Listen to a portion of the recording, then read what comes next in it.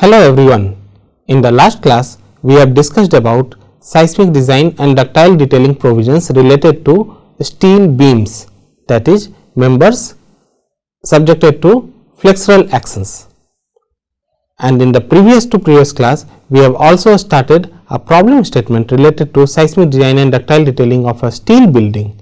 Today, we will take our discussion forward and illustrate the process by designing and ductile detailing one of the steel beams which was highlighted in the example problem. So, as we have gone through the problem statement where we were designing a residential building with some plan and elevation details which are shown later in the slide, and the lateral load resisting system was our steel SMRF, that is special moment resisting frame.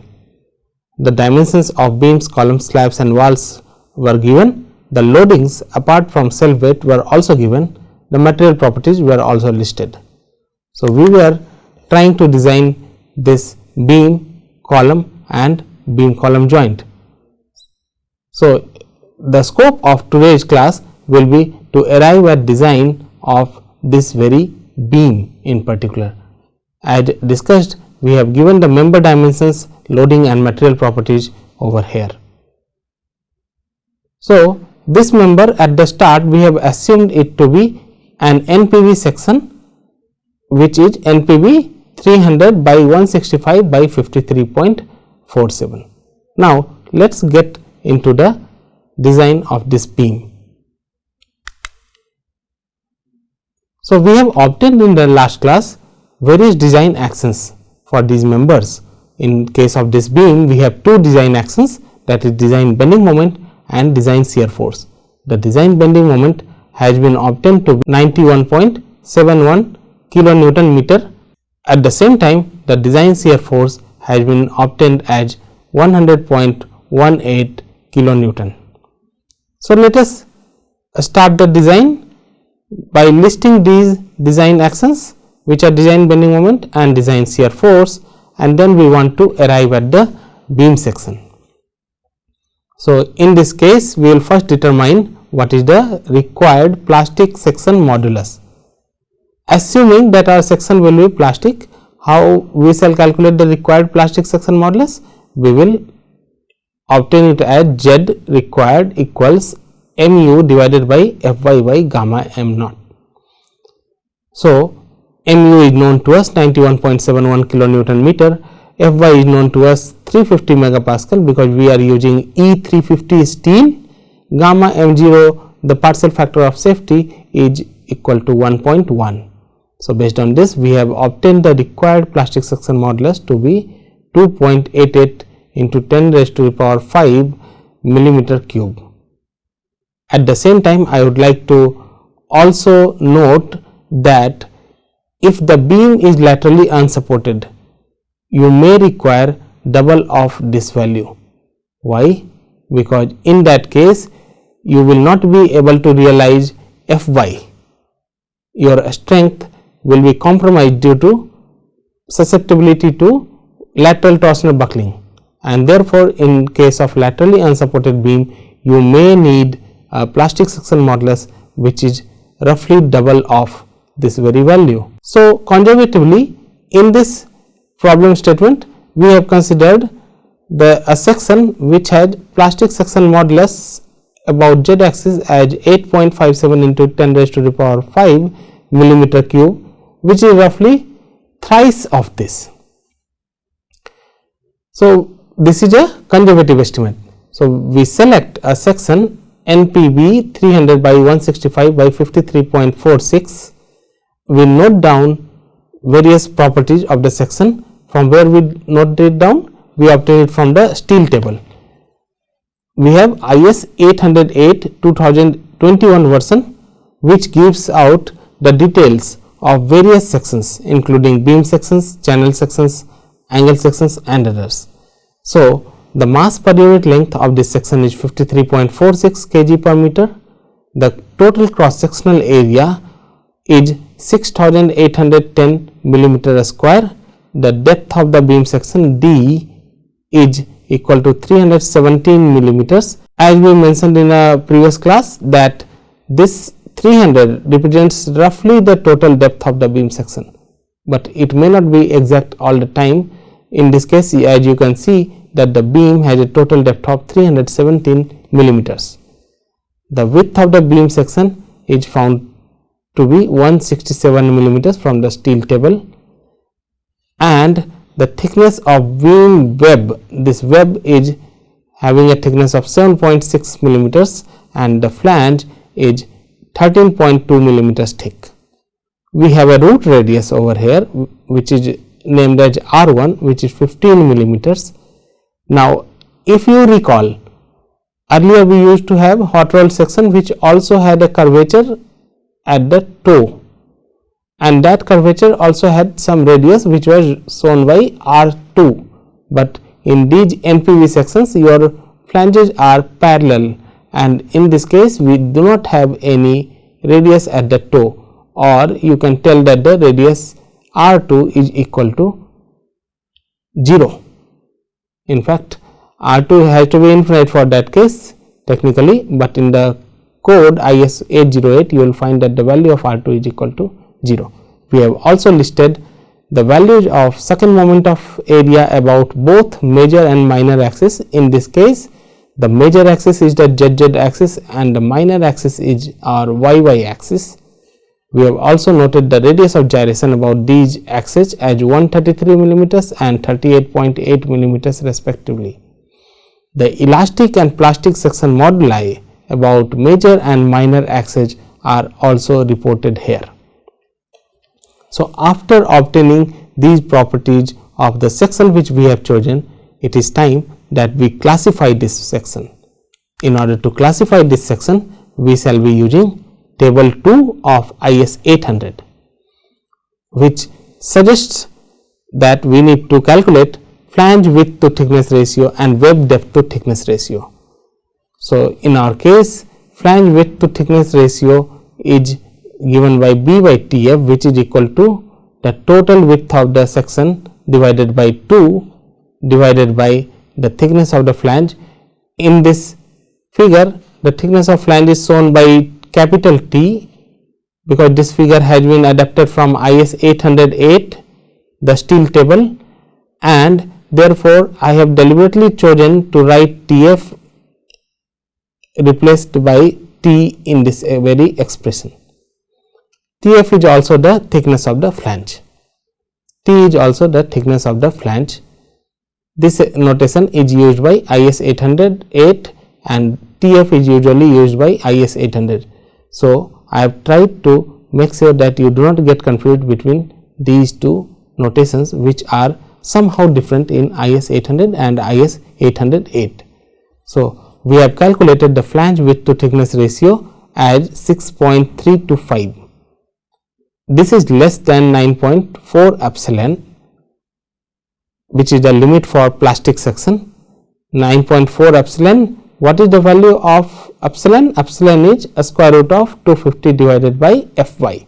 In this case, the Fy is equal to 350 megapascal, and therefore, this limit is equal to 7.94. Similarly, now we calculate web depth to thickness ratio. What is the depth of the web? The depth of the web is given by the overall depth of the section minus 2 times the flange thickness minus 2 times the root radius.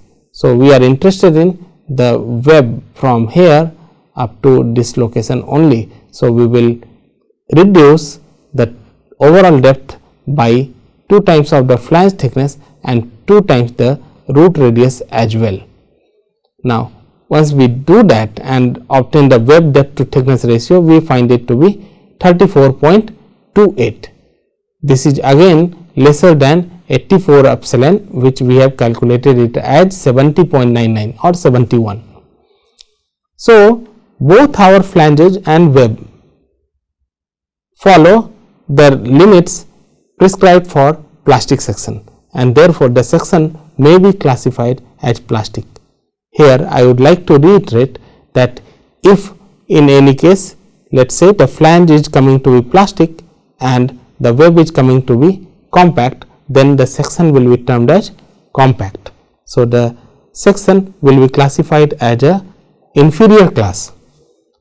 You might be familiar with all these as you have gone through the design of steel structures course earlier.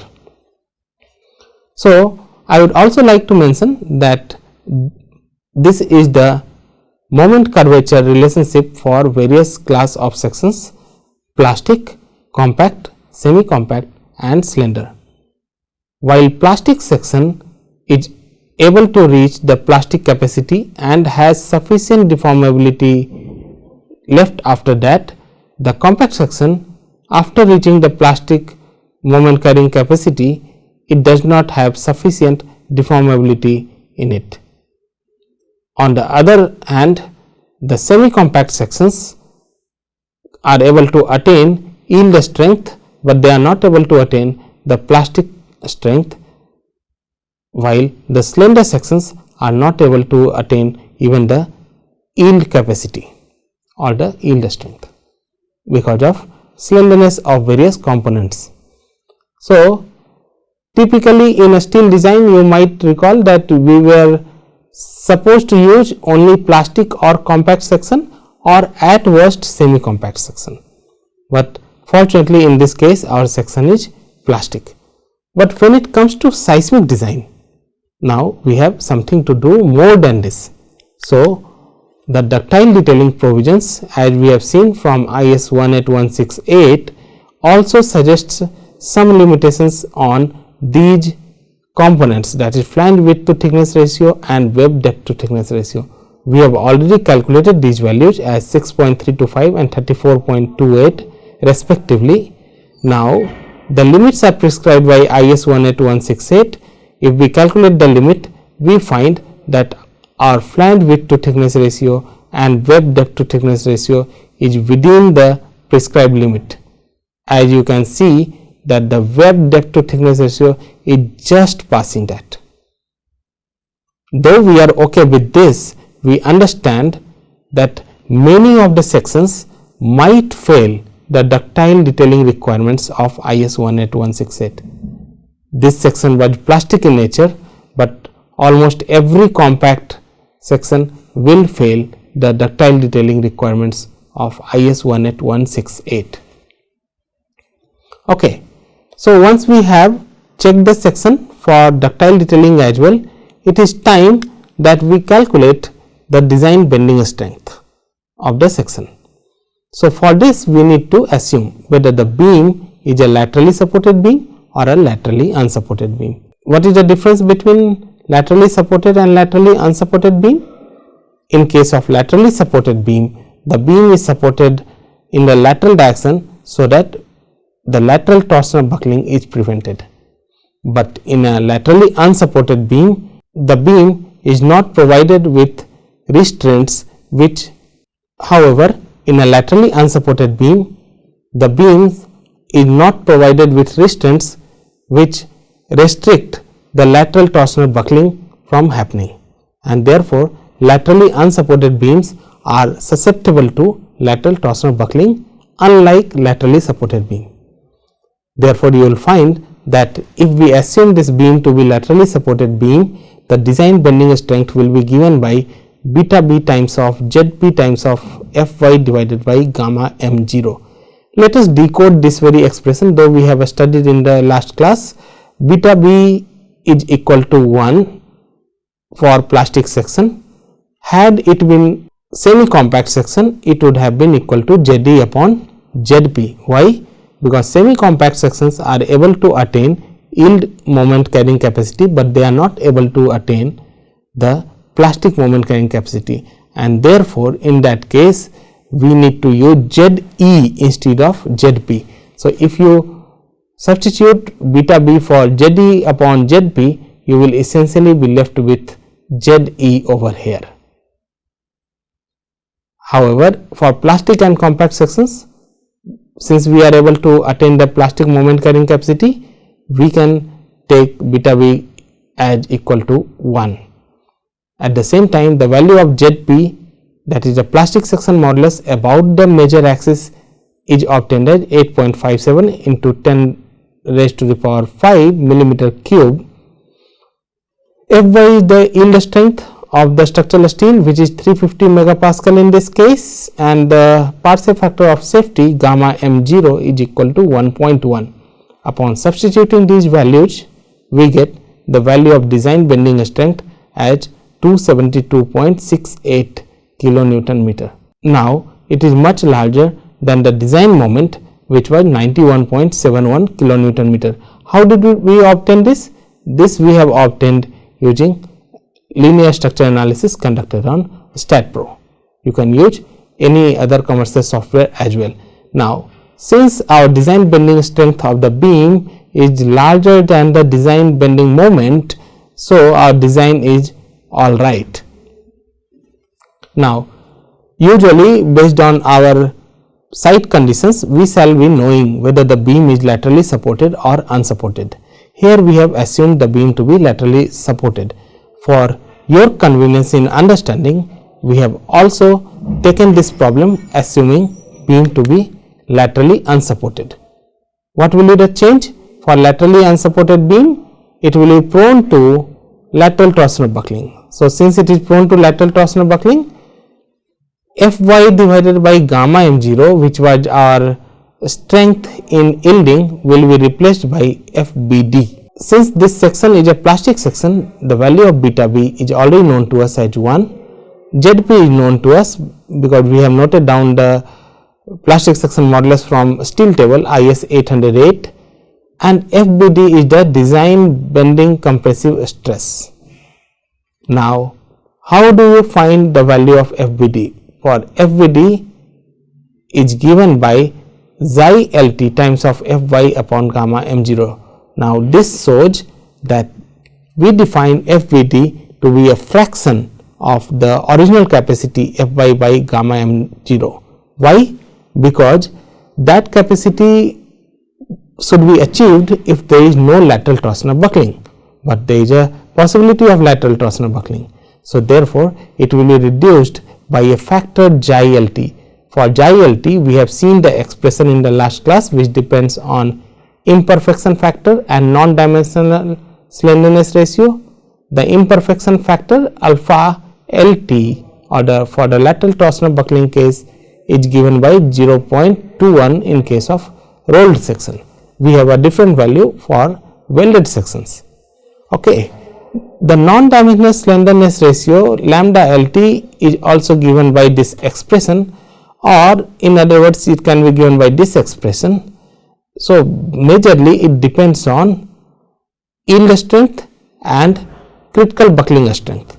So, critical buckling strength can be represented in terms of MCR, which is the elastic lateral torsional buckling moment, or FCRB, which is the extreme compression fiber when the moment in the beam equals MCR. So, as our moment reaches elastic lateral torsional buckling moment, the maximum possible stress in the extreme compression fiber will be giving FCRB. Now, here we have a few different types of estimations. We can estimate Fbd or the design bending compressive stress directly using table 13 of IS 800. Here we have obtained it directly from that table to be 152.2 megapascal. On the other hand, you can follow this set of expressions to obtain the value of Fbd. Now, here also we have two different ways whether we can find out the value of MCR or FCRB. Here we have chosen to find out the value of FCRB using table 14. In table 14 of IS 800 2007, you will notice that the value of FCRB, that is the extreme compression fiber when moment equals MCR, depends on two factors. One is your effective slenderness ratio and another is H by TF ratio. H by TF is nothing but the distance between CG of the two flanges divided by the flange thickness of the beam. So, we have calculated H by TF to be equal to 23 roughly, and effective slenderness ratio of the beam has been found to be 128.9. This is based on table 15 of IS 800. I suggest that you always keep a copy of code IS 800 and IS 18168 and also IS 808, which is the steel table, ready at your desk while you go through the lectures covered in week 7 and week 8. Okay. Based on this, we have obtained the value of FCRB as 211.6 megapascal. I would like to tell that this involves some iteration, because this table gives the value of FCRB for different values of effective slenderness ratio and HYTF. So, after interpolation, we have obtained the value of FCRB to be 211.6 megapascal, and after substituting it backwards in all these expressions, we have obtained the value of FBD to be 152.1 megapascal. Now, by this point, you might have recalled that whether we use the direct method using table 13 of IS 800 or we use these expressions, we get almost similar result, 152.2 megapascal versus 152.1 megapascal, which is very close. So, we shall now obtain the design bending strength of the beam considering it to be laterally unsupported. So, in this case, we have multiplied this to find the design bending strength as 130.44 kilonewton meter. Now, this again is greater than mu, or the design bending moment in the beam, which was 91.71 kilonewton meter, and hence the design is okay or all right. Now, if we design a beam to be laterally unsupported, then it is prone to buckling, lateral torsional buckling, and therefore its moment carrying capacity or the design bending strength is significantly reduced to 130.44 kilonewton meter, which in the absence of lateral torsional buckling would have been 272.68 kilonewton meter. So, what we observed that lateral torsional buckling has led to reduction by half.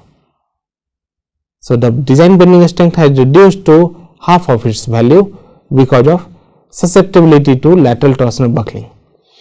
Now, once we have determined the design bending strength considering both the cases, it is time that we also design the beam for shear. So, in this case, first of all, we will calculate the plastic shear resistance of the section. So, the plastic shear resistance of the section shall be calculated as AV times of FYW divided by root 3 gamma m0. AV is the shear area of the beam. How will you calculate the shear area of the beam? You will remove the flange thickness from the total depth. So, you will find out the web depth and you will multiply with the thickness of the web. You will find out that this very shear area comes to be 2308.9 millimeter square. You would have noticed that in this case we are taking the shear area up to half of the flange thickness as well on the either side. The yield strength of the web of the beam is 350 megapascal in this case, because we are using a rolled section of E350 grade. In case you are using a built up section or a plate girder, there you can also have web and flanges of different yield strength values. Typically, flanges will have the same yield strength value because it will help in both hogging and sagging bending moment, but the web of the beam can have a lower yield strength as well in order to avoid local buckling of the web. Why? If you are using a low yield strength, then you shall be using a thicker web, and that will avoid the local buckling of the web. All right. So, based on this, we have calculated the plastic shear resistance of the section as 424.15 kilonewton, which is very high when compared to the design shear force. So, this is all right. Then we will also find out whether we need to check the web for shear buckling or not. So, the web is prone to shear buckling if d by Tw, that is the web depth to thickness ratio, is more than 67 epsilon, then it is prone to shear buckling. But in this case, if we calculate, the calculation is shown over here, we find this value to be 34.3, which is less than 56.62, which is the value of 67 epsilon in this case. So therefore, in the present design, the web is not prone to shear buckling. Here we have assumed that the web is not having any stiffener. So though there is no need to check for shear buckling of web, in this example problem we have shown how to check the shear buckling of web for your illustration. So the shear buckling of web can be checked using two different methods. One is your simple post critical method and another is your tension field action method.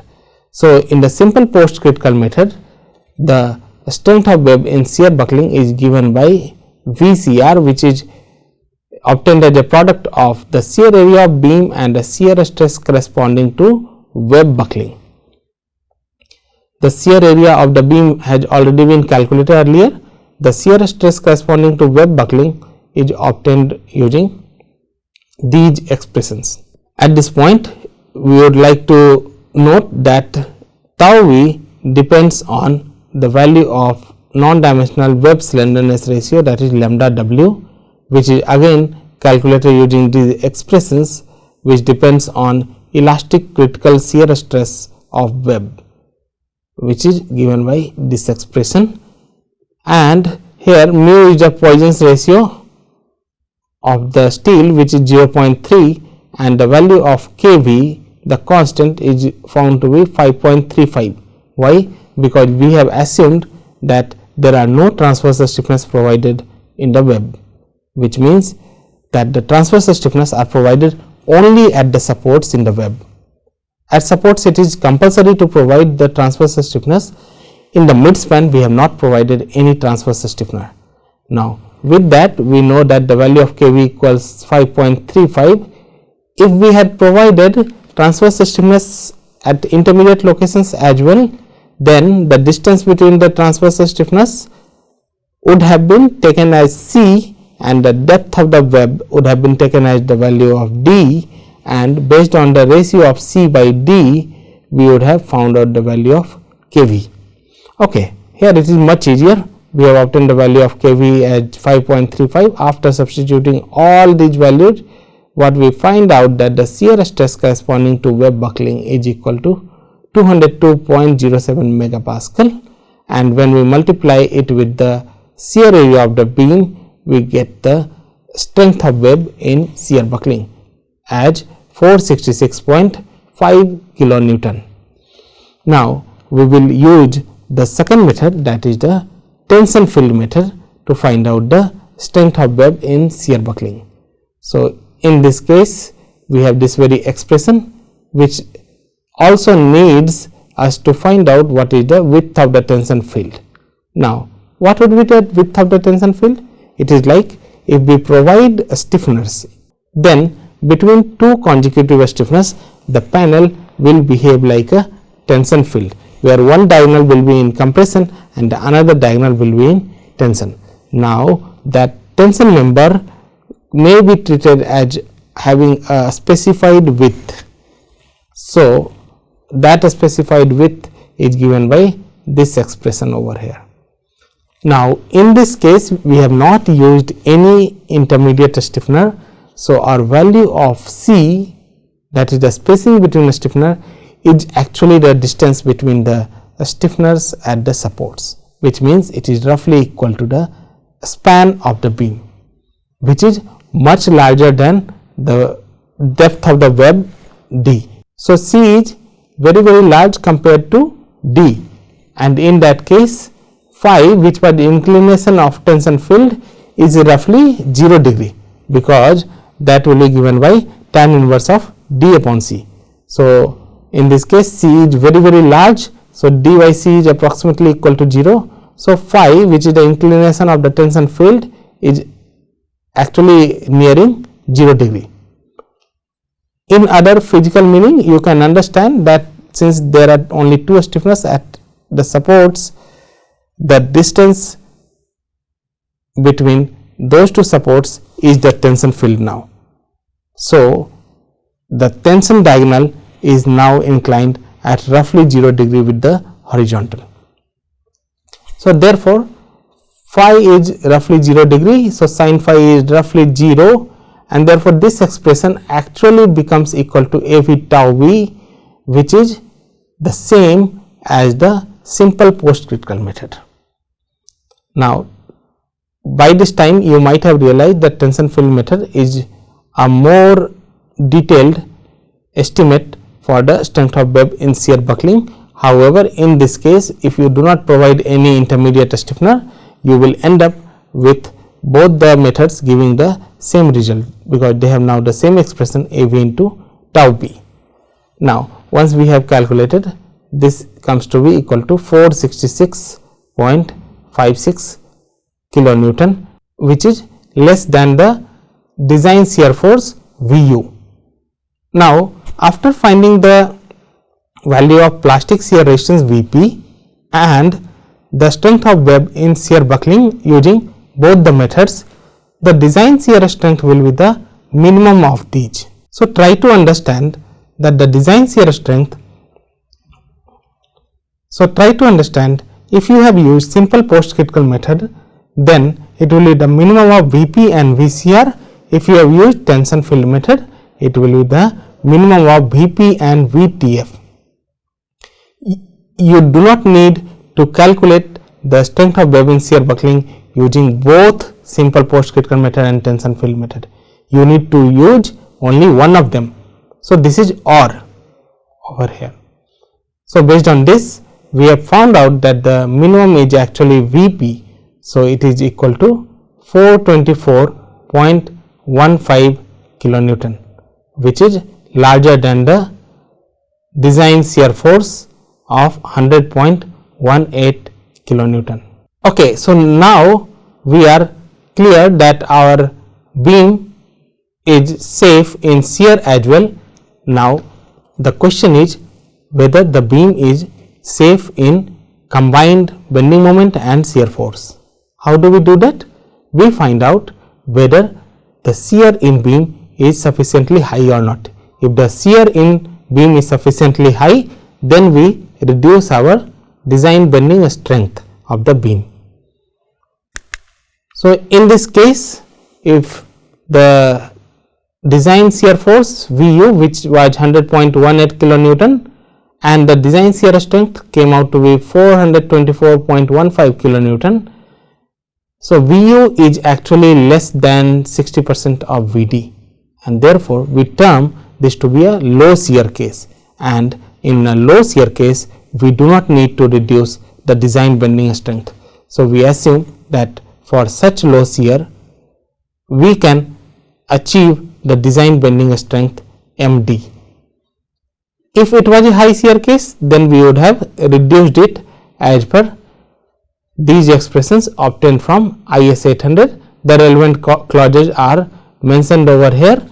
I suggest that you have a look while you go through the lectures. Now, in this case, since it was a low shear case, we do not need to reduce the design bending strength, and thereby the design is complete. Now, one thing which we have mentioned in the previous class, which was about provision of lateral bracing in the beam. Why do we need to provide lateral bracing in the beam? To satisfy ductile detailing requirements, so that the beam behaves in a ductile manner. So, this figure is the same which we have seen in the last class. As you can see that these bracings, which are connecting one girder or one beam to another without any external supports, they are called as panel bracing. Now, these lateral bracing help eliminate any possibility of lateral torsional buckling, as well as ensure that the failure mode in the beam is ductile in nature. Now, in this case, for the panel closest to the inflection point, we need to have some a specified value of shear stiffness and shear strength for this panel bracing system. So, we have evaluated that and found that it should be at least equal to 6462.5 kilonewton meter of shear stiffness and 26.9 kilonewton of shear strength. Now, which is the panel closest to the inflection point? As you might recall, for this very beam, the bending moment diagram was parabolic in nature and it was having 2 points of contraflexure which were closest to maybe one third locations. So, these panel bracings must have shear stiffness and shear strength given by these values. So, I am talking about this panel bracing and this panel bracing.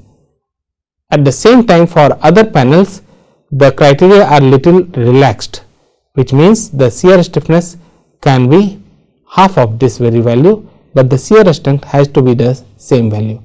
What are the other panels?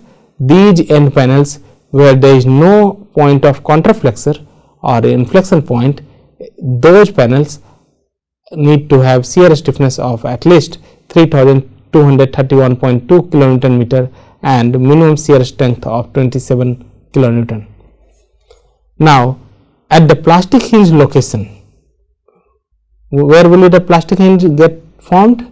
It will be formed either close to the support or in the midspan. We will try to have it closer to the support, and in that case, at that point we have to provide a special bracing.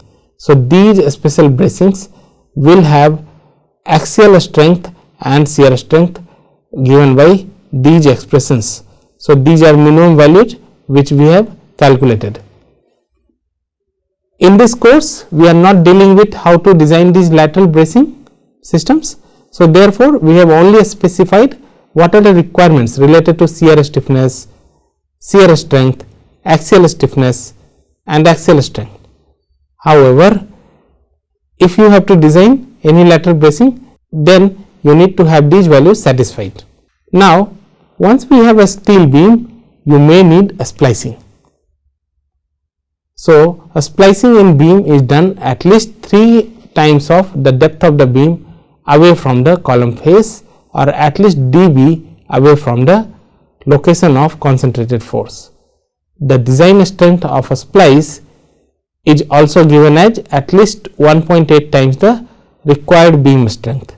So, 1.8 times of 91.71, which is found to be 165.1 kilonewton meter.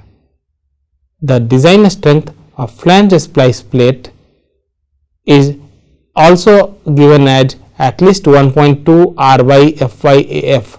Why is this expression being used? Because we do not want our flange splice plate to fail, and therefore, the area of flange multiplied with yield strength of the flange gives you the tension carrying capacity of the flange or the compression carrying capacity, and then you multiply it with Ry, which is the material uncertainty factor in yielding. So, this becomes your expected tension or compression carrying capacity, and then you multiply with 1.2 to include the effect of a strain hardening. So, this gives us that the flange splice plate should have a design strength of at least 111 kilonewton. Okay, we are not going into detail related to a splicing, or we are not designing any splicing, we are only giving the requirements which you need to satisfy, but I hope this is beneficial to you. In the next class, we will move our discussion towards seismic design and ductile detailing of steel columns. Thank you.